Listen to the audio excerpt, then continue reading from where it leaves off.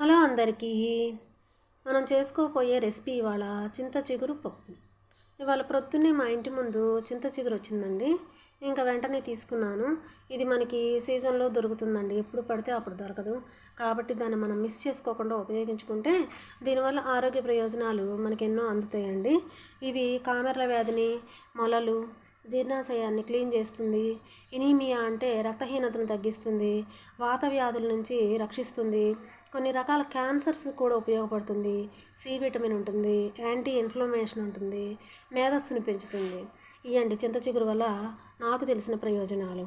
ఇంకా పోతే ఈ చింత చిగురుని మనం కొంచెం ఒక ఉల్లిపాయ, ఒక 2 వేసుకుంటే ఒక టమాటా లేదా 2 టమాటాలు, అది ఆప్షన్ అండి, మీ ఇష్టం. ఉట్టి చింత చిగురుతో కూడా పప్పుకూర చేసుకోవచ్చు, ఉల్లిపాయ టమాటా లేకపోయినా మీ ఆప్షన్.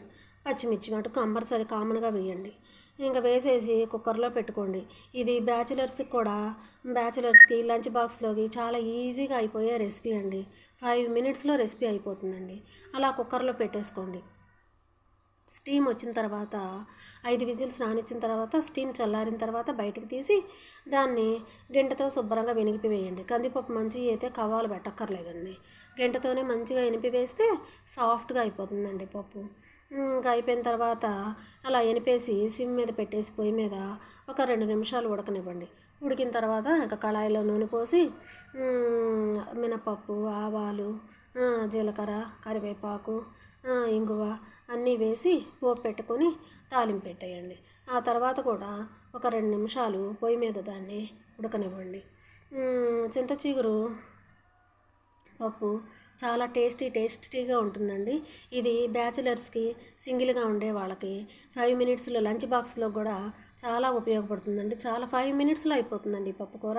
ఈ వీడియో కనుక మీకు నచ్చితే లైక్, షేర్, సబ్స్క్రైబ్ చేసుకోండి.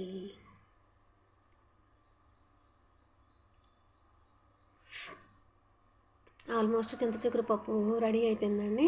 ఇంకా మనం వడ్డించుకోవడానికి తరువాయి మనం ఇంకా కలుపుకొని తింటుంటే మనకి తెలియకుండానే చింత చిగురు పప్పుని ఎక్కువ తినేస్తూ ఉంటామండి.